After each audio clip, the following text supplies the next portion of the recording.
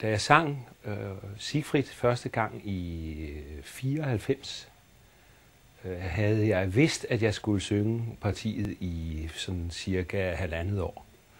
Og det er jo selvfølgelig ikke sådan, at jeg brugte flere timer hver dag i 1,5 år på at øve mig. Men jeg forberedte det alligevel i ugevis af gangen. Arbejdede jeg med det og lagde det så væk og tog det op igen. Så man kan godt sige, at jeg har arbejdet med partiet 1,5 år, før jeg sang det første gang. Denne her opsætning er, jeg tror nok, nummer 12 forskellige opsætning, jeg er med i.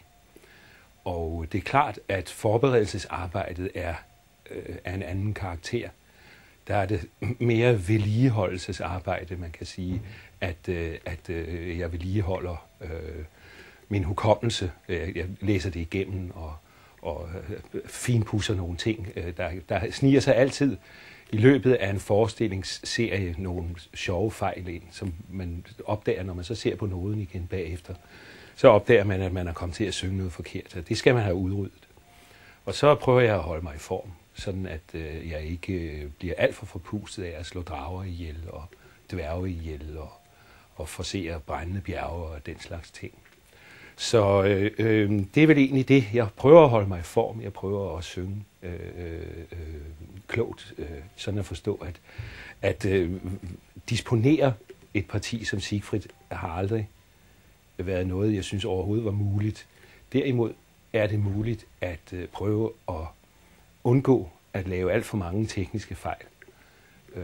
Hvis man undgår det, hvis man synger på en sund, hygiejnisk måde, kan man sige, hele forestillingen igennem, så holder stemmen også. Hvis man laver for mange fejl, så bliver man træt, og så går det galt. Det er ikke helt nemt at sige, hvad den største udformning af rollen er. Man kan måske sige, at det at overhovedet stå på benene i de 5 timer, en forestilling varer, er vel nok det, der er den største udfordring. Men selv det kommer lidt af sig selv. Jeg tror, den største udfordring er at komme i gang. At få startet godt. At finde den psykiske balance og fysiske parathed, der skal til for at starte hele forestillingen. Det er den største udfordring. Det nye operahus er en udfordring til os alle sammen. Vi skal vende os til mange nye ting.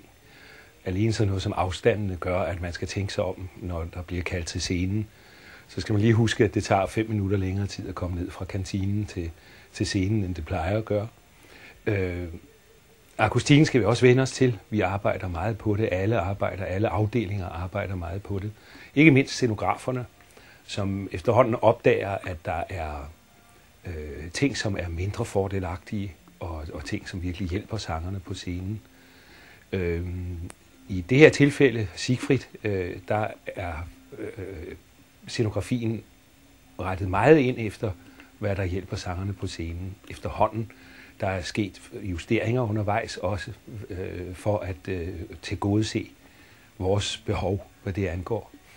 Og jeg synes, at set eller hørt fra scenen, hvor jeg står under forestillingen, begynder det at virke, der begynder det at være rigtig dejligt og tilfredsstillende.